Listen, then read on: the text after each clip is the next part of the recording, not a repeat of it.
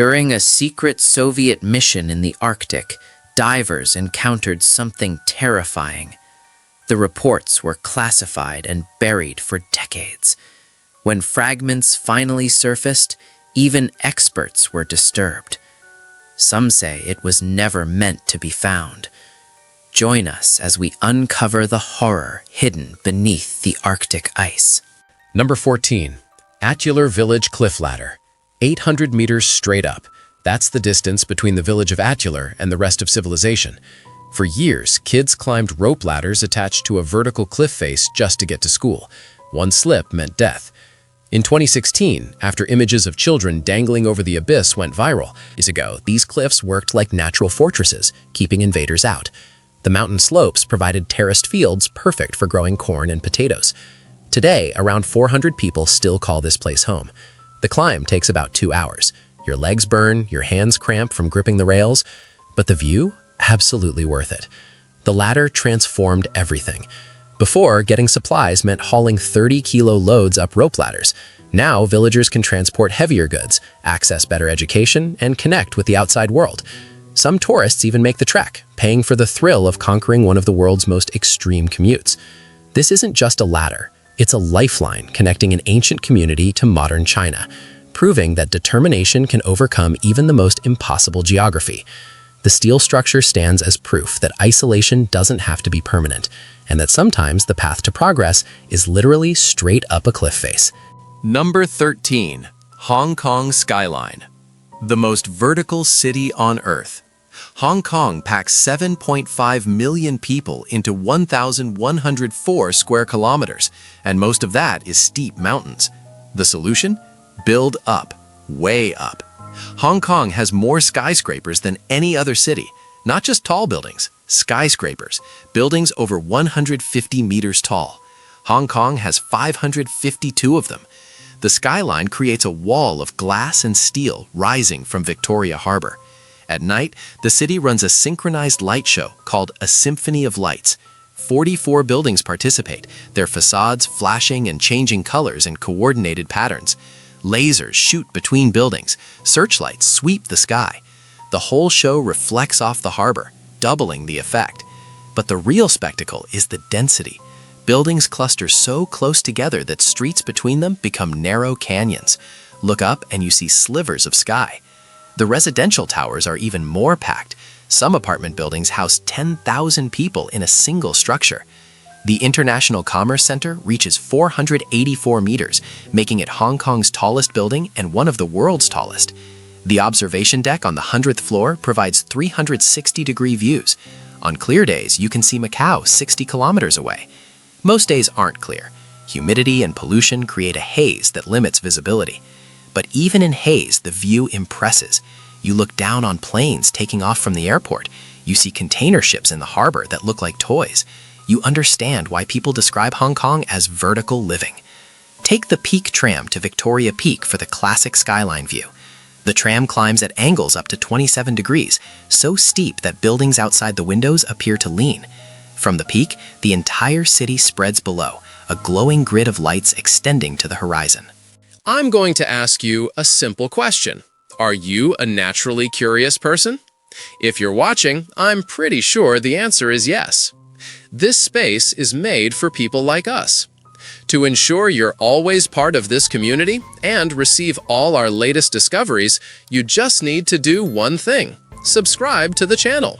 It's the best way to stay connected with us. Okay, now that you're part of our Legion of the Curious, let's move on to the next item. Number 12. Harbin Ice Festival. Sculptures the size of buildings carved entirely from ice and snow. Harbin Ice Festival transforms this northern city into a frozen wonderland every winter. The festival started small in 1963, but today it's the world's largest ice and snow festival.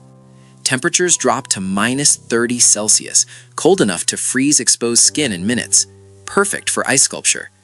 Artists harvest ice blocks from the Songwa River. Each block weighs up to 350 kilograms. They stack these blocks like giant translucent Legos, creating structures up to 50 meters tall. Full-scale buildings, castles, temples, even replicas of world landmarks, all made from ice. Here's where it gets wild. They embed LED lights inside the ice. At night, entire ice cities glow in rainbow colors. Walk through an ice palace lit from within, and the walls radiate blue, purple, green, constantly shifting. The ice is so clear you can see the lights suspended inside like frozen fireflies. The festival covers multiple areas. Ice and Snow World features the massive illuminated sculptures. Sun Island hosts snow sculptures, some reaching 15 meters high. Zolin Park showcases traditional ice lanterns. Each area has its own character, its own vibe. You can slide down ice slides, drink vodka from ice glasses and ice bars, even stay in ice hotels where everything, including the bed, is frozen. The festival runs from late December through February. Peak visiting is January, when sculptures are fresh and weather is most stable. But stable means brutally cold. Visitors bundle in layers, wear face masks to prevent frostbite, and still can only stay outside for limited periods. The sculptures themselves have short lives. As temperatures fluctuate, ice cracks, snow melts slightly, then refreezes. By late February, many structures show damage. Come March, everything melts, returning to the river it came from. Then the cycle starts again next winter. Number 11. Mogao Caves. 492 temples carved into a cliff, 45,000 square meters of wall paintings, 2,415 colored sculptures. The Mogao Caves near Dunhuang represent 1,000 years of continuous artistic creation. Construction started in 366 AD, when a monk named Yuetsun had a vision of 1,000 Buddhas bathed in golden light. He carved the first cave. Others followed. For the next millennium, monks, merchants, and artists excavated temples from the soft sandstone, creating a Buddhist art gallery that stretches across a cliff face. The paintings depict everything from Buddha's life stories to detailed scenes of daily life in ancient China. Dancers, musicians, merchants, and warriors appear in vibrant colors that somehow survived centuries in the desert. Cave 285 contains the oldest dated cave from 538 AD. Cave 96 houses a 35-meter-high Buddha statue. Some caves are tiny meditation chambers, others are massive halls with intricate ceiling designs. The dry desert climate preserved the artwork remarkably well. In the early 1900s, a Taoist monk discovered a hidden library cave containing 50,000 manuscripts and paintings, including the world's earliest printed book from 868 AD. This single find revolutionized understanding of medieval Chinese history. Today, only a fraction of the caves remain open to visitors. The rest stay sealed, protecting fragile artworks from humidity and light. Each cave tells a different story, a snapshot of faith, art, and life along the ancient Silk Road. Number 10. Huangshan Mountains. The Chinese have a saying, after seeing Huangshan, you won't want to see any other mountain. Bold claim. But when you see granite peaks poking through clouds like islands in a sky ocean, you get it. Huangshan, or Yellow Mountains, features 77 peaks above 1,000 meters. The highest, Lotus Peak, reaches 1,864 meters. What makes these mountains special? The pine trees. These aren't normal pines. They grow directly out of granite cracks, twisting into shapes that look impossible. The welcome guest pine has greeted visitors for 800 years, growing from a cliff at a perfect angle that resembles someone extending their arm in greeting. No one planted these trees. They just found ways to survive in the most unlikely places. Then there's the Sea of Clouds. Huangshan generates its own weather system. Warm air rises from valleys, hits cold air at elevation, and creates clouds that fill the spaces between peaks. You stand on a summit and watch clouds flow around you like water around rocks. Sunrise here draws massive crowds. People hike in darkness, flashlights bobbing up the trails, racing to reach viewpoints before dawn. When the sun breaks the horizon, it lights the clouds from below, turning everything gold and pink. Ancient Chinese painters obsessed over these mountains. Countless scrolls depict Huangshan's peaks, pines, and clouds. Those paintings weren't exaggerations. If anything, they undersold it. The mountains also feature hot springs at the base, perfect for soaking after a day of climbing stairs carved into cliffs 1,000 years ago. Number 9. Rainbow Mountains of Zhangye Dansha. The mountains look painted. Stripes of red, yellow, orange, and green ripple across the landscape like a geological rainbow. This isn't Photoshop. The Zhangye Dansha landform formed over 24 million years. Different minerals in sandstone and siltstone layers created the colors. Red comes from iron oxide, yellow from sulfur. The rock layers compressed, folded, and tilted over millions of years. Erosion exposed the colorful bands. revealing Earth's history like pages in a book. The formations cover 510 square kilometers.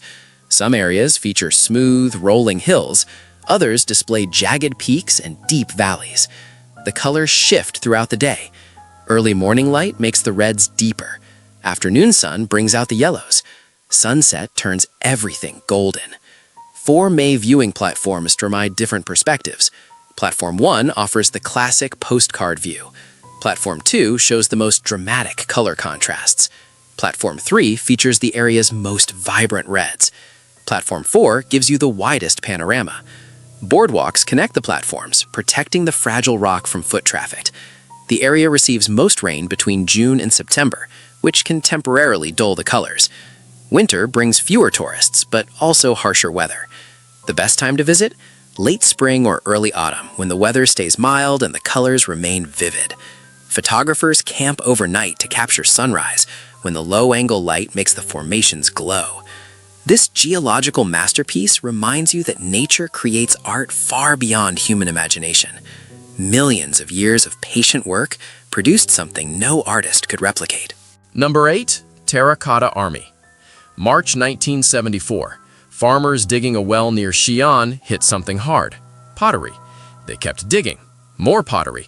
Then they realized the pottery had faces. They'd discovered one of archaeology's greatest finds, an underground army of 8,000 life-sized terracotta soldiers. Emperor Qin Shi Huang, the guy who unified China and started building the Great Wall, had this army created to protect him in the afterlife. The project took 700,000 workers about 38 years to complete. Each soldier is unique. Different facial features, hairstyles, expressions. Some smile slightly, others look stern. The level of detail is insane. You can see individual strands of hair, the treads on shoe soles, even the patterns on armor. The soldiers originally held real bronze weapons, swords, crossbows, spears. These weapons remained sharp after 2,000 years underground. The swords had a chromium coating that prevented rust, a technology Europe wouldn't develop until the 1930s. The army stands in battle formation across 3 massive pits. Infantry, cavalry, archers, generals, all positioned exactly as they would be for combat. But here's the thing. Only 1 pit is fully excavated. 2 others remain mostly buried. Why? The excavation technology isn't good enough yet. When the soldiers first emerge from the ground, they're painted in bright colors: red, green, purple, blue. Within 15 seconds of exposure to air, the paint starts flaking off. Until archaeologists figure out how to preserve the colors, most of the army stays buried. The emperor's actual tomb remains unexcavated too. Ancient texts claim it contains rivers of mercury and booby traps. Ground testing shows abnormally high mercury levels. Maybe those texts weren't exaggerating. Number 7. Fanjing Shan Mountain. 2 Buddhist temples perched on a rock needle 100 meters tall and only a few meters wide at the top. Fanjing Shan takes precarious architecture to another level. The mountain, a UNESCO World Heritage Site, reaches 2,572 meters elevation. But the real attraction is the Red Cloud's Golden Summit, a stone pillar that splits near the top into 2 peaks, connected by a bridge. Each peak has a temple, the Temple of the Buddha and the Temple of Maitreya. They're so close you could throw a rock from one to the other, but the gap between them drops straight down. The temples were built during the Ming Dynasty, around 600 years ago. Imagine hauling construction materials up a near-vertical rock face using only ropes and determination. The stone used for the temples came from the mountain itself, carried up by hand. Today, steel chains bolted into the rock help visitors make the climb. The final approach involves pulling yourself up using these chains while your feet search for tiny ledges. Not for people who get dizzy easily. The mountain stays wrapped in mist most days, which makes the temples appear to float in clouds. When the mist clears, the views extend for miles across mountain ranges. Fanjing Shan is sacred to Chinese Buddhists. They believe it's the home of the Maitreya Buddha, the future Buddha who will appear to teach pure Dharma. Pilgrims have climbed this mountain for centuries, making the journey as an act of faith. The mountain also hosts rare species found nowhere else on Earth. The Guizhou golden monkey lives only here, making it one of the world's most endangered primates. Fewer than 800 remain. Number 6. Zhangjiajie Glass Bridge. 430 meters long, 6 meters wide, 300 meters above the canyon floor. The Zhangjiajie Grand Canyon Glass Bridge holds multiple world records. Longest glass bridge, highest glass bridge, first glass bridge with a bungee platform. It opened in 2016 after years of engineering challenges. Building a transparent bridge across a deep canyon required innovation. The bridge uses 120 glass panels, each 3 layers thick. The glass is 25 times stronger than regular window glass and can withstand a magnitude 8.0 earthquake and wind speeds up to 60 meters per second. The bridge deck sits on steel beams anchored deep into the canyon walls. During construction, workers tested the glass by driving a 2-ton SUV across it. Then they hit the panels with sledgehammers. The glass didn't crack. For the official opening, they invited people to smash the panels with hammers while standing on the bridge. Still didn't crack. The bridge can hold 800 people at once, though officials limit capacity to ensure visitor safety. Walking across feels surreal. You're standing on glass above a 300-meter drop. Looking down, you see the canyon floor, a river, and forests below. Some visitors freeze halfway across, unable to continue. Others run across quickly, not wanting to think about it. The bridge includes a bungee jumping platform in the center. Jumpers leap 260 meters down, experiencing one of the world's highest bungee jumps. The canyon below contains waterfalls, caves, and hiking trails, but the bridge itself remains the main attraction, drawing visitors who want to test their fear of heights while experiencing this engineering marvel. Number 5. Reed Flute Cave. Underground palaces that look like alien worlds. Reed Flute Cave in Guilin stretches 240 meters deep, filled with rock formations illuminated by colored lights. The cave got its name from the reeds growing outside, which locals used to make flutes. But step inside and you enter something completely different. Stalactites hang from ceilings like frozen waterfalls. Stalagmites rise from floors like stone forests. Columns form where the two meet after thousands of years of growth. Some formations look like animals. Others resemble Buddhist statues or mythical creatures. The lighting makes everything surreal. Blue lights make formations look like underwater coral. Red lights create an infernal glow. Green lights give everything an alien quality. It's totally artificial, but somehow it works. The cave stays at a constant 20 degrees Celsius year-round. Walk inside on a sweltering summer day, and the cool air hits you like entering an air-conditioned room. In winter, the cave feels warm compared to outside. This temperature stability helped preserve ancient inscriptions on the cave walls. Over 70 inscriptions date back to the Tang Dynasty, around 800 AD. These old writings describe visits by poets, scholars, and travelers, proving people have been exploring this cave for over 1,200 years. The cave's largest chamber, the Crystal Palace, can hold 1,000 people. Its ceiling rises 18 meters high. Rock formations create natural partitions that divide the space into smaller rooms and corridors. Water drips constantly, the sound echoing through the cave. Each drop deposits tiny amounts of calcium carbonate, continuing the slow process of forming new stalactites and stalagmites. In 50 years, formations will look slightly different. In 5,000 years, completely different. The cave keeps growing, keeps changing, indifferent to the tourists passing through. Number 4. Yellow River. They call it China's sorrow. The Yellow River, China's second longest river, has killed more people through flooding than any other natural feature in human history.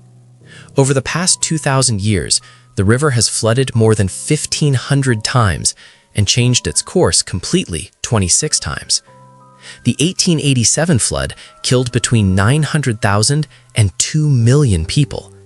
The 1931 flood killed another 1 to 4 million. These aren't ancient history, they're relatively recent disasters. Why so deadly? The river carries enormous amounts of silt and sediment. It picks up yellowish mud from the lowest plateau, giving the river its color and its name. This sediment deposits on the riverbed, gradually raising it. In some sections, the riverbed now sits higher than the surrounding land. The river flows above the countryside, held in place only by levees. When those levees break, water doesn't just overflow, It floods down into populated areas with devastating force. But the river also gave China life. Ancient Chinese civilization developed along the Yellow River Basin. The fertile soil deposited by floods allowed agriculture to flourish. Major cities, trade routes, and cultural developments all centered on this river. It's both mother and destroyer. Today, massive dam and levee systems control flooding better than before, but the river faces new problems. Industrial pollution has made large sections unsafe for drinking or irrigation. Excessive water extraction for agriculture in cities has reduced flow so much that some years the river doesn't reach the ocean at all. It just dries up before completing its 5,464-kilometer journey. The Yellow River represents China's complex relationship with nature. Humans depend on it, try to control it, damage it, and still remain vulnerable to its power. Number 3. Jiuzhaigou Valley. 117 kilometers of lakes, waterfalls, and forests. Jiuzhaigou Valley in Sichuan Province contains some of the world's most colorful natural waters. The lakes display shades of turquoise, emerald, navy blue, and crystal clear, sometimes in the same body of water. Why the colors? Calcium carbonate deposits, algae, and aquatic plants create different hues depending on depth, mineral content, and light angle. Five Flower Lake shows all these colors simultaneously, earning its name from the multicolored patches visible from above. Pearl Shoal Waterfall, 270 meters wide, produces thousands of water droplets that sparkle in sunlight like pearls. The valley contains 108 lakes total, formed by glacial activity and geological movements that created natural dams of calcium carbonate. These formations, called travertine barriers, continue growing slowly today. The valley sits at elevations between 2,000 and 4,500 meters, creating distinct climate zones. Lower areas feature subtropical forests, middle elevations contain mixed coniferous forests. Higher areas become alpine meadows and snowfields. This elevation diversity supports rare wildlife, including giant pandas, golden snub-nosed monkeys, and several endangered bird species. In 2017, a magnitude 7.0 earthquake hit the region, causing landslides and damaging some areas. However, the valley's natural beauty proved resilient. Many of the damaged formations began naturally repairing themselves through the same geological processes that created them. The valley's name translates to Nine Village Valley, referring to the 9 Tibetan villages scattered throughout. Some villages remain inhabited, with residents maintaining traditional lifestyles while working in tourism. The best visiting season? Autumn, when the forests explode in reds, oranges, and yellows, contrasting brilliantly with the blue-green lakes. Number 2. Leshan Giant Buddha. Picture this, a Buddha so massive that 100 people can sit on one of his feet. The Leshan Giant Buddha stands 71 meters tall, carved directly into a cliff face where 3 rivers meet. Construction started in 713 AD and took 90 years to complete. A Chinese monk named Haitong initiated the project because the river currents at this junction were killing too many people. Boats capsized regularly, fishermen drowned. Haitong believed a giant Buddha would calm the waters. Here's the wild part. The tons of stone removed during carving actually did change the river currents. The debris altered the riverbed, reducing the dangerous rapids. Science or divine intervention? You decide. The Buddha's ears alone measure 7 meters long. His shoulders span 28 meters. The head features 1,021 buns in the hair, each one individually carved. A hidden drainage system runs through the statue, channeling rainwater away to prevent erosion. These channels remain functional after 1,300 years. The statue sits, hands resting on knees, gazing serenely at the river junction it was built to protect. During the Cultural Revolution, locals painted the Buddha red to disguise it as a political monument, saving it from destruction. Today, millions visit annually, climbing the steep stairs that zigzag down the cliff beside the statue. The view from the top? Breathtaking. The view from a boat looking up at the stone giant? Absolutely humbling. Number 1. Lijiang Old Town. Cobblestone streets, water channels running through the city, traditional wooden buildings with carved details and curved tile roofs. Lijiang Old Town looks like it belongs in another century. That's because it basically does. Founded around 800 years ago, Lijiang served as a major trading post on the ancient Tea-Horse Road. The town spreads across the base of Jade Dragon Snow Mountain, using an intricate network of waterways that bring mountain spring water directly through the streets. The water system serves multiple purposes. Drinking water comes from specific channels. Other channels handle washing and drainage. The entire system operates by gravity, no pumps needed. The town's layout lacks a central axis or surrounding walls, unusual for Chinese cities. Instead, it follows the natural landscape, creating an organic feel where streets curve and split naturally. Getting lost here is easy and kind of the point. Wandering the alleys reveals hidden courtyards, small temples, and local craftspeople working traditional trades. The Naxi people, an ethnic minority group, built and still inhabit Lijiang. Their culture permeates everything. Dongba script, one of the world's few pictographic writing systems still in use, appears on signs throughout town. Naxi music performances happen nightly, featuring ancient instruments and songs passed down through generations. The town survived a major earthquake in 1996 that destroyed many newer concrete buildings in the region. The traditional wooden structures, built with flexible joinery that allows them to sway during quakes, remained largely intact. This proved that ancient building techniques weren't primitive. They were sophisticated solutions to real environmental challenges. Today, Lijiang balances tourism with preservation. Yes, some areas feel touristy, but walk deeper into the residential sections and you find locals living much as their ancestors did, just with smartphones and Wi-Fi. Still curious? Then don't stop now. The next mystery is already waiting for you. Just click the video on screen. I saved it just for you. See you there, curious one.